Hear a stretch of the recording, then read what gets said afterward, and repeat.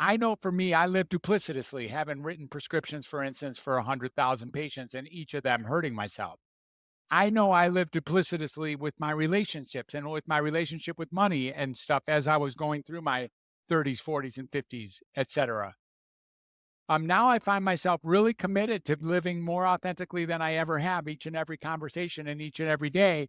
And nothing feels better. It's thoroughly intoxicating. So not only does it feel good to be aligned with what I'm saying and what I'm doing, but it also opens the space for the people I'm with to do the same.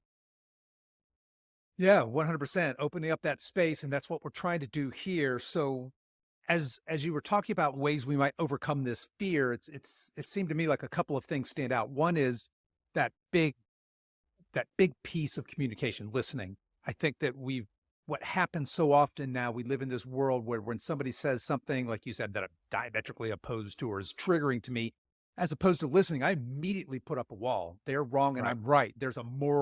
I've made a Right. moral judgment there of that other person.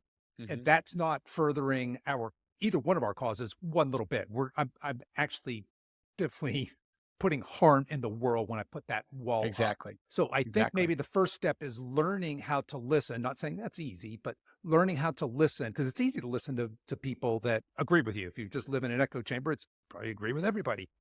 But and then the other piece is that not so much overcoming fear, but maybe even just leaning into it, realizing that it may be scary to speak your truth, to act in your truth, to live in your truth, but to just lead into that in spite of the fear, not to necessarily overcome it and taking these small steps to become that more authentic person.